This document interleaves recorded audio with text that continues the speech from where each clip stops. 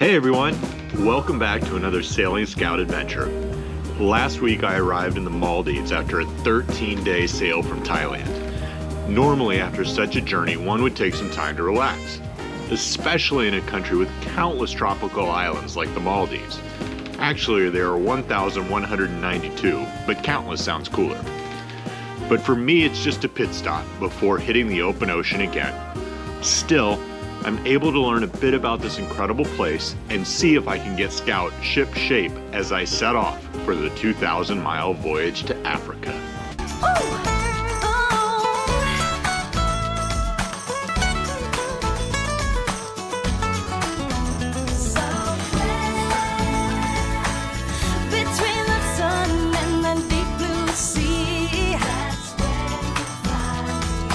Anchor's down in the Maldives, yay!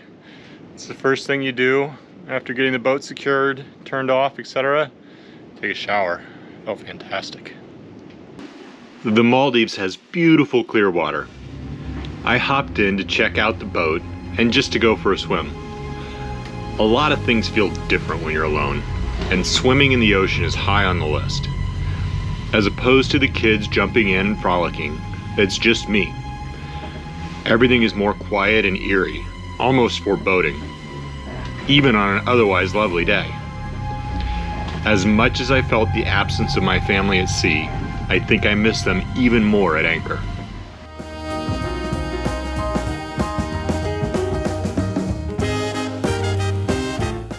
I'm gonna do a run to town, see what that's all about. Hopefully get a little groceries. I've heard it's pretty slim here, but I'm gonna get a few things. Just do a little walk around before I set sail again.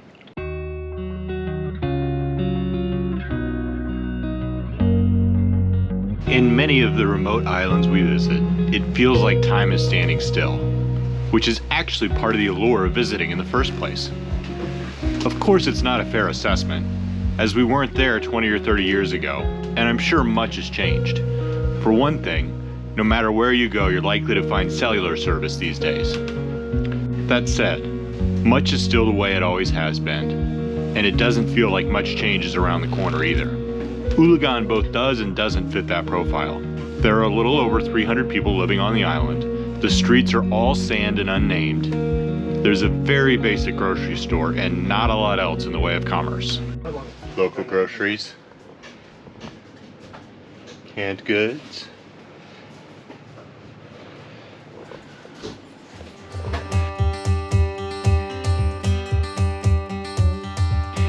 and yet if you dig a little deeper, they have a new power plant.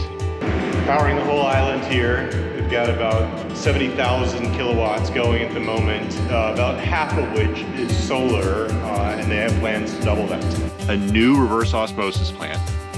So here we have the reverse osmosis plant, which is not running because there's been plenty of water from rain lately, which they all collect from their house. A school with a close to 2-to-1 student to teacher ratio. And how many students and how many teachers? We have 74 and 34 teachers, I think.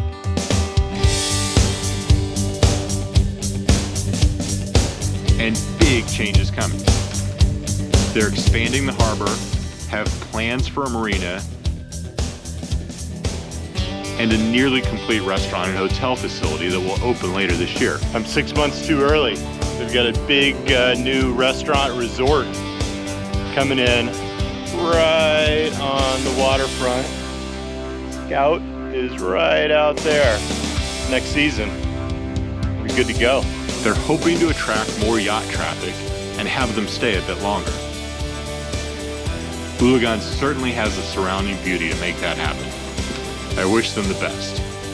Even without all the planned expansion in place, it was a lovely spot for me to stop for a few days.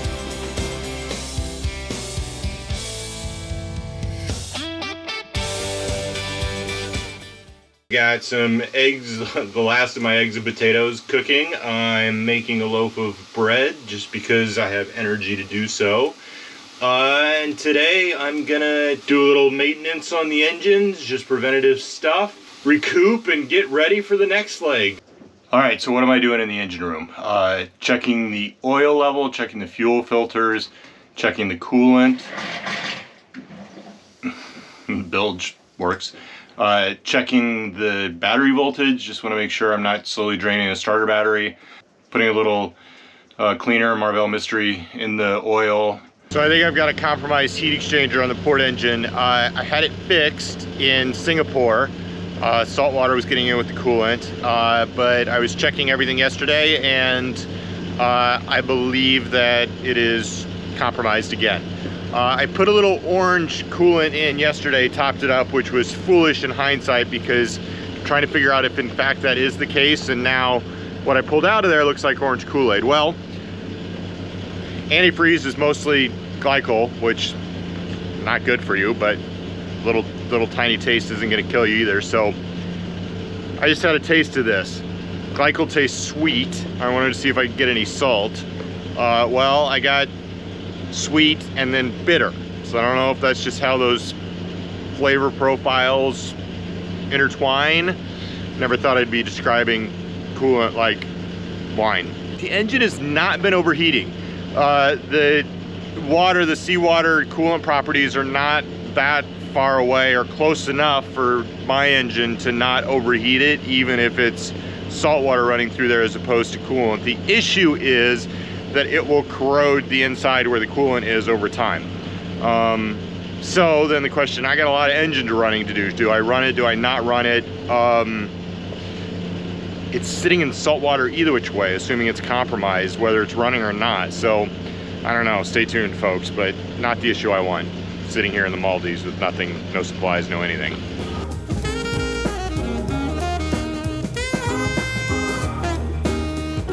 Gonna roll out of here with full fuel, everything I can carry. It's gonna be some light winds out there, especially to start, so I'm gonna wanna make sure I have as much fuel as I can get.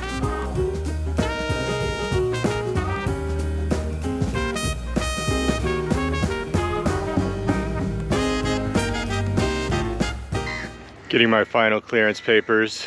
I was hoping to get them yesterday evening, but you know, island time. It's okay. It's about 8 in the morning. I'm gonna get them and go out. Hope to get the anchor up smoothly. It's in a bit of coral, unfortunately, but we'll see if I can get it up without getting in the water. And then off to Djibouti. Smooth couple thousand miles. Maybe, maybe not. One thing at a time. Engines are running. Conditions are calm, which is exactly what I want to get out of here, because I believe / know my chain is wrapped around a few rocks down below. They're small rocks. I think when I apply vertical force, it'll come up.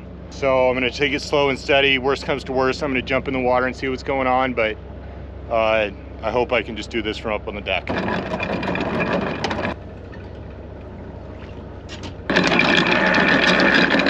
All right, as I expected, they're just little guys. When you go vertical at all, it just comes right up. And then when the forces are this light, the weight of the chain will pull the boat, so the chain's vertical. So if you're just really patient, you almost don't have to use any motors at all. The clearance guys there came to watch and help me. Anchor is up. They didn't actually do anything, they just sort of watched.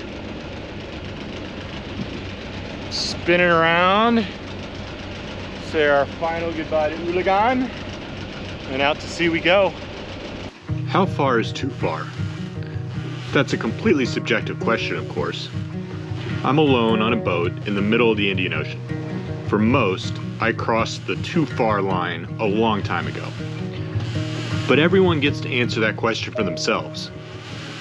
It can be tempting to allow hindsight to color things. If you fail, you went too far. I don't believe that.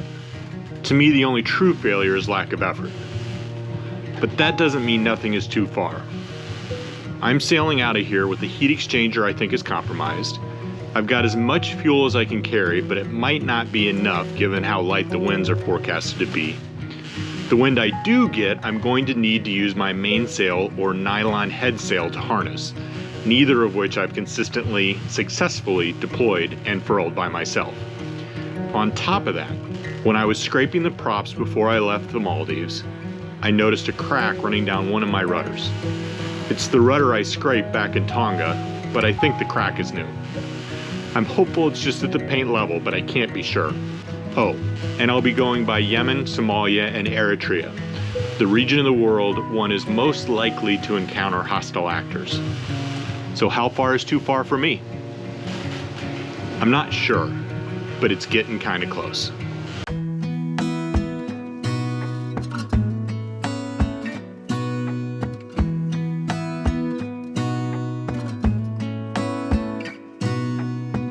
Gonna stay in this moment, gonna lay here on the grass.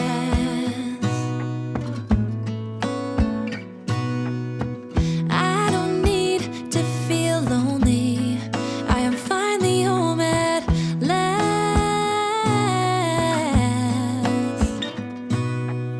And I don't mind being gone on adventures for a while.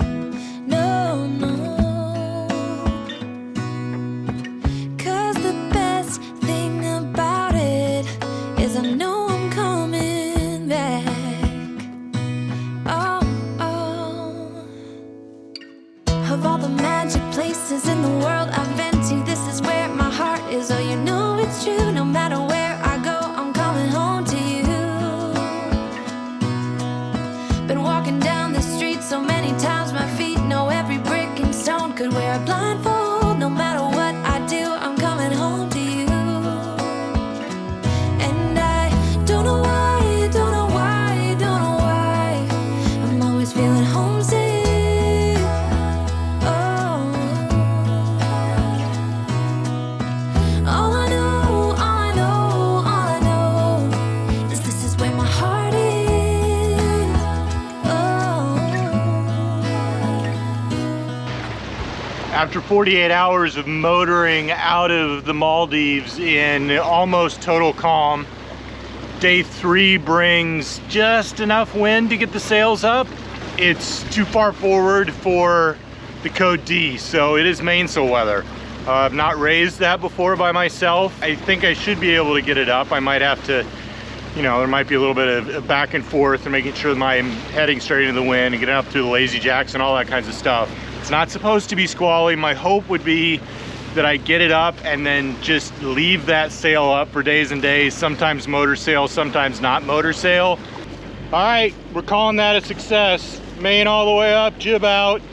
Still have a motor on at low RPMs. I have like 7 or 8 knots of true wind, so just enough to give myself a help. So a little bit of sail, a little bit of motor, going just about 5 knots.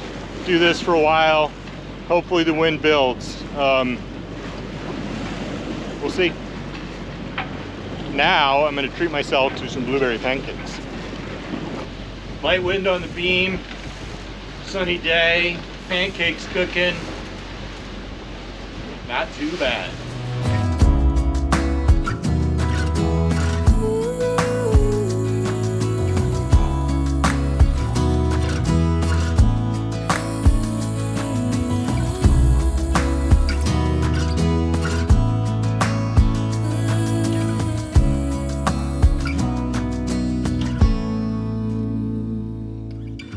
Of all the magic places in the world I've been to, this is where my heart is. Oh, you know it's true. No matter where I go, I'm coming home to you.